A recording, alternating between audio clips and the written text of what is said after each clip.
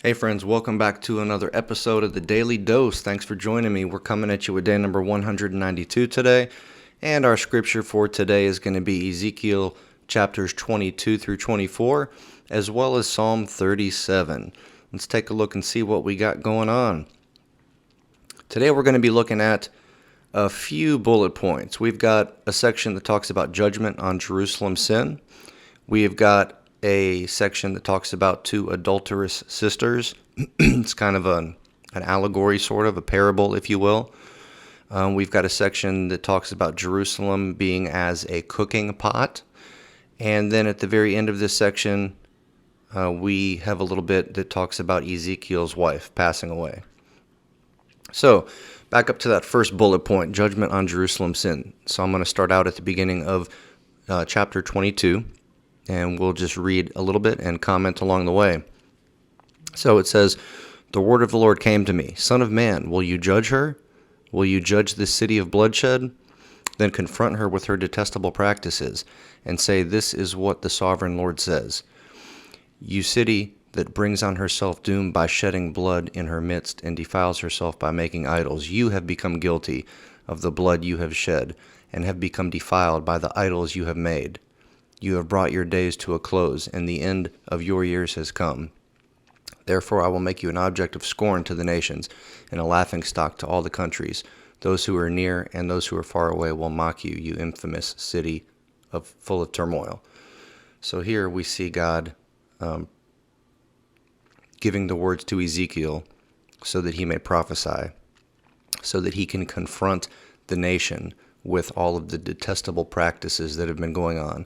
The innocent bloodshed, all of the wickedness, the idol worship, and the sacrifice to idols, all of those things.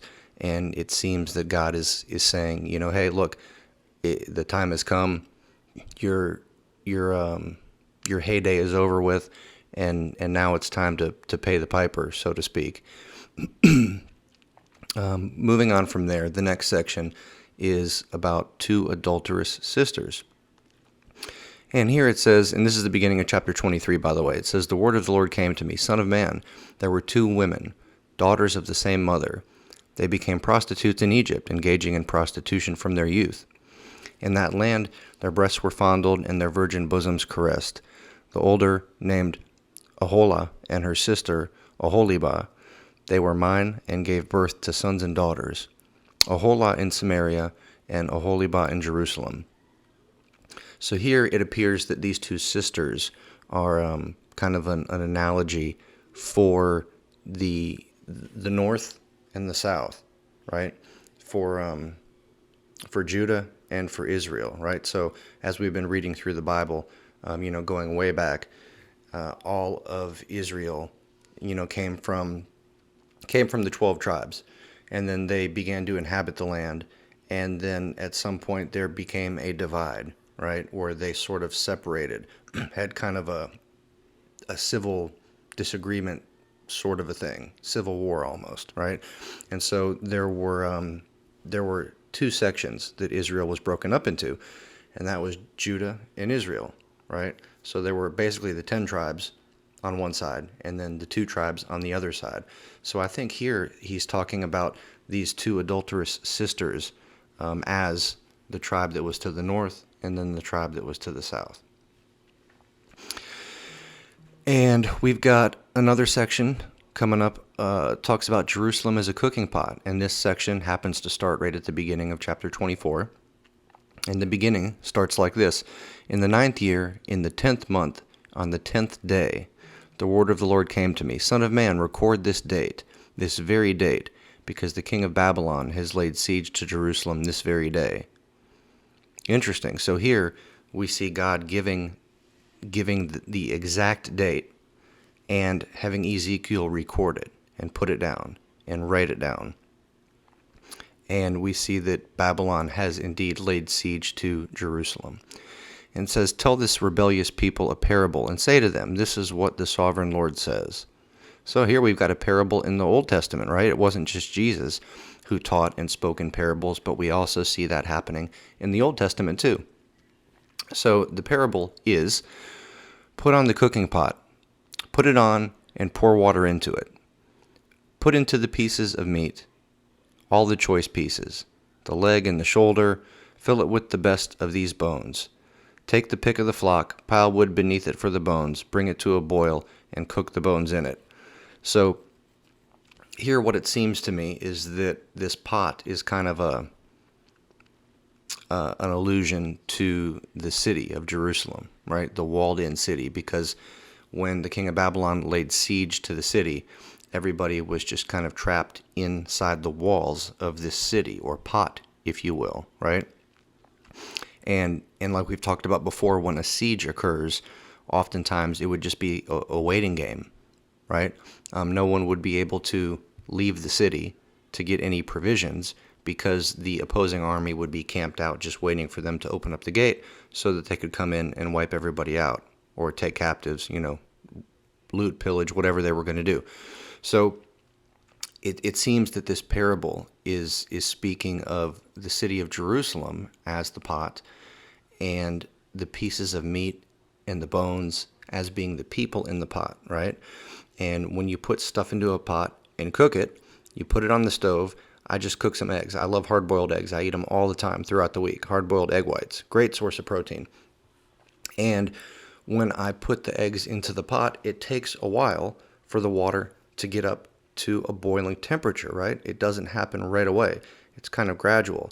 And that makes me think about how this siege is not something that started and was over like that. This thing went on for a long time. Oftentimes, sieges could go on even for over a year. So I look at this parable and I think about how the proverbial temperature, right, in the pot would be going up slowly over time. The more food and supplies and rations and water that got used up, probably the more anxiety and tension and worry would be going on within the city until it got to the point where people were doing unspeakable things within the city walls in order to sustain themselves for food. So that's kind of what I think about when I read this parable. But then we move on to the last section in today's scripture, and Ezekiel's wife dies. Okay? And so this says, "The word of the Lord came to me, Son of man, with one blow I am about to take away from you the delight of your eyes. Yet do not lament, or weep, or shed any tears. Groan quietly. Do not mourn for the dead. Keep your turban fastened and your sandals on your feet. Do not cover your mustache and beard, or eat the customary food of mourners. So I spoke to the people in the morning, and in the evening my wife died. The next morning I did as I had been commanded." So here we see, God saying it's your wife's time to go, right? She's going to pass on. But then it's interesting that God tells Ezekiel, look, I don't want you to cry or weep or to be mournful, per se. Just groan quietly. Don't make a big production out of it. Oftentimes, back in these days, there would be long, extended periods of mourning for even 30 days.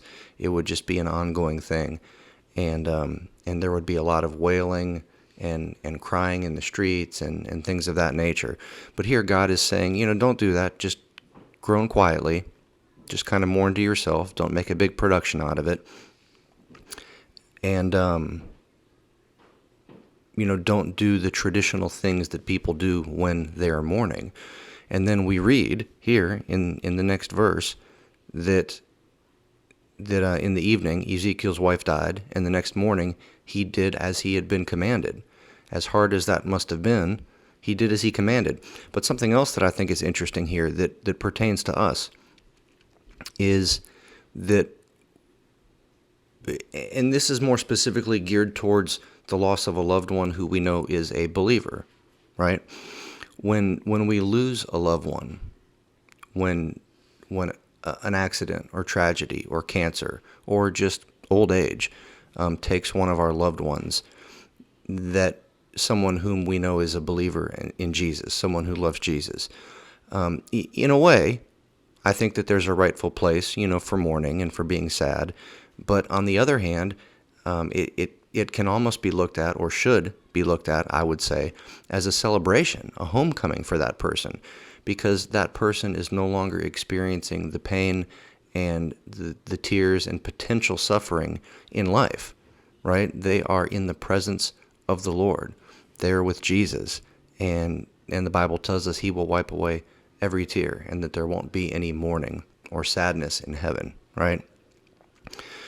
So, from one perspective, it's sad to lose a loved one from a selfish perspective, because now that loved one is not here for us to talk to, for us to hug, for us to hang out with, or whatever, right? But from that other person's perspective, again, assuming that they were a believer, from the other person's perspective, it's joyful. They're at home, and in a way, we should be celebrating that, right? So, anyways, that's all I got for y'all. Thank you for being here. Thank you for joining me, and till we meet again, deuces.